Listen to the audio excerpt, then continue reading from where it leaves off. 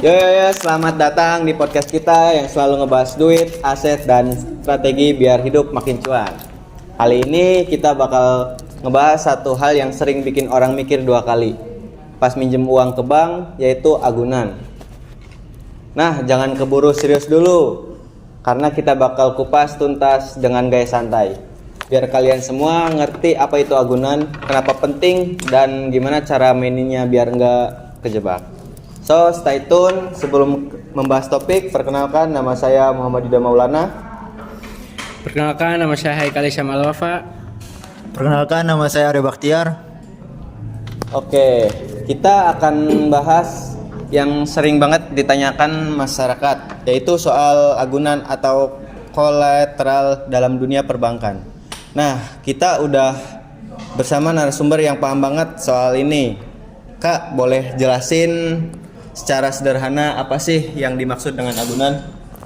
Jadi gini, agunan atau kolateral itu sebenarnya adalah jaminan yang diberikan oleh seseorang atau perusahaan kepada bank ketika mereka mengajukan pinjaman. Anggap saja agunan itu seperti pegangan buat bank. Nah, kalau suatu saat nasabahnya itu tidak bisa memberikan kewajiban kepada bank, itu bank punya aset cadangan yang bisa digunakan untuk melunasi kewajiban tersebut. Agunan itu banyak macam-macamnya, bisa berupa tanah, emas, rumah, terus kendaraan, atau seperti tabungan, deposito, dan lain-lain lah. Jadi secara singkatnya, agunan itu semacam kayak pengamanan dalam transaksi pinjaman. Mungkin itu sih.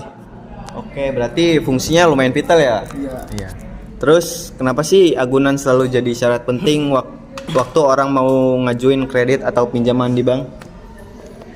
Oke, karena bank itu kan menyalurkan dana milik masyarakat juga. Jadi harus hati-hati banget. Karena kalau bank kasih pinjaman tanpa jaminan, resikonya lebih tinggi. Nah, fungsi agunan ini ada dua. Yang pertama itu sebagai pengaman buat bank biar dana bisa kembali kalau terjadi masalah, dan yang kedua itu ada sebagai tes keseriusan buat nasabah. Kalau seseorang berani meminjamkan asetnya, berarti dia sungguh-sungguh bertanggung jawab untuk mengembalikan pinjamannya. Nah, kalau soal bentuknya, agunan itu biasanya apa saja sih yang bisa diterima bank? Nah, banyak sih sebenarnya macamnya. Yang paling umum terjadi di masyarakat itu seperti properti, tanah, dan rumah. Karena properti tanah dan rumah itu nilainya sangat stabil, nggak naik atau turun, nggak turun lah secara drastis. Terus juga selain tanah dan rumah, ada juga kendaraan seperti mobil atau motor. Selain itu juga ada di bidang ekonomi seperti kayak surat berharga atau seperti saham, obligasi, atau deposito juga bisa jadi agunan. Terus untuk perusahaan itu kadang mesin produksi juga dijadiin agunan, atau barang dagangan juga bisa dijadikan jaminan. Tapi tentu saja tidak semua aset itu diterima oleh bank. Terus juga bank punya standar khusus, misalnya soal legalitas, keabsahan, kepemilikan, sampai nilai ekonominya gitu. Kalau gitu, bagaimana cara bank menilai agunan itu? Kan harga rumah atau tanah bisa berbeda-beda tergantung lokasi dan kondisi. Nah, betul banget. Makanya ada proses appraisal. Proses appraisal yaitu penilaian resmi oleh tim internal bank atau penilaian independen. Misalnya kalau rumah itu dinilai dari lokasinya, kondisi fisiknya, dan legalitas dokumennya, sampai tren harga properti di daerah tersebut. Biasanya nilai yang dipakai bank sedikit lebih rendah dari harga pasar. Tujuannya supaya ada margin aman kalau nanti harus dijual lewat lelang. Jadi jangan kaget kalau nilai agunan menurut bank lebih kecil dari harga jual yang ada di pasaran. Oke. Nah, lalu seberapa besar pengaruh agunan ini terhadap jumlah pinjaman yang bisa cair buat nasabah? Nah, kalau ditanya seberapa besar pengaruh agunan terhadap jumlah pinjaman, itu sangat besar sih. Jadi pinjaman itu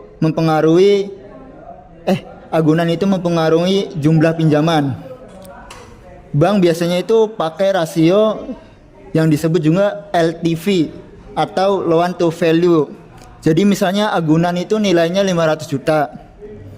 Bank itu nggak ngasih langsung 500 juta pinjamannya. Bisa itu bank itu cuman bisa ngasih 60 sampai 80% saja, misalnya sekitar 300 atau 400 jutaan lah. Jadi semakin besar nilai agunannya, semakin besar juga potensi pinjaman yang bisa didapat. Tapi bank tetap lihat faktor lain seperti kemampuan bayar, riwayat kredit, dan tujuan penggunaan dananya itu mau digunakan seperti apa gitu. Apakah semua pinjaman harus ada agunan atau ada juga yang tanpa agunan?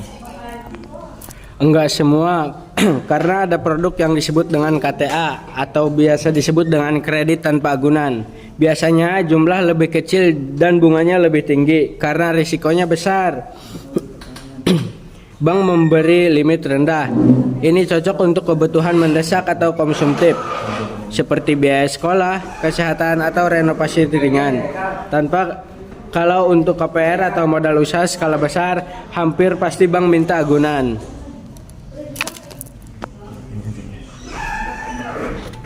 Oke, jadi kita udah tahu kalau agunan itu penting banget di dunia perbankan. Tapi banyak orang awam masih bingung apakah agunan itu sama dengan seperti gadai. Apakah agunan itu seperti gadai? Banyak orang memang suka kayak nyamain antara agunan dengan gadai. Padahal itu aslinya itu kayak berbeda gitu antara agunan dan gadai. Kalau gadai itu kan biasanya barang langsung diserahkan ke lembaga, misalnya emas ke pegadaian. Sedangkan agunan itu di bank. Barangnya itu tetap ada di tangan nasabah atau perusahaan. Jadi bank itu cuman kayak ngambil dokumennya aja. Terus juga yang cuman ngambil dokumen kepemilikan yang ditahan atau dijadikan pegangan. Jadi misalnya rumah dijadikan agunan, ya nasabah tetap bisa tinggal di rumah itu selama dia bayar cicilannya. Itu sih. Terus juga banyak orang juga khawatir kalau agunan itu dilelang, harga jualnya pasti murah. Itu benar nggak sih, Kak? Memang biasanya harga lelang lebih rendah dari harga pasar karena tujuannya biar cepat laku, bukan cari untung. Tapi tetap ada mekanisme transparan. Lelang dilakukan oleh kantor lelang resmi, diumumkan ke publik dan siapapun boleh ikut. Jadi tidak benar kalau bank semena-mena jual aset agunan seenaknya. Oh, begitu. Kalau begitu ada tips nggak, Kak, buat orang yang lagi mikir-mikir mau pakai agunan buat pinjaman? Tipsnya ada beberapa sih. Yang pertama itu pastikan pinjaman yang diambil itu produktif. Kalau cuma untuk liburan atau beli barang mewah sebaiknya sih jangan. Yang kedua itu tipsnya hitung kemampuan bayar dengan realistis. Jangan sampai cicilannya lebih besar dari penghasilan. Ketiga, pahami akad atau perjanjian pinjaman. Jangan asal tanda tangan. Dengan begitu agunan bisa jadi alat bantu bukan beban. Begitu sih. Oke, itu dia obrolan kita tentang agunan. Jadi bisa kita simpulkan bahwa agunan sebenarnya bukan sesuatu yang perlu ditakuti. Selama kita menggunakannya secara baik, kuncinya adalah memastikan pinjaman dipakai untuk tujuan yang produktif, cicilan dibayar tepat waktu, dan aset dijaga dengan baik. Dengan begitu, agunan justru bisa menjadikan jalan untuk membuka peluang dan membangun masa depan yang lebih cerah, bukan sekedar memenuhi kebutuhan sesaat. Semoga kalian jadi lebih paham dan gak salah langkah untuk urusan pinjam-pinjaman. Ingat, agunan bukan sekedar pinjaman, tapi juga tanggung jawab. Stay smart, stay one. Sampai ketemu di episode berikutnya.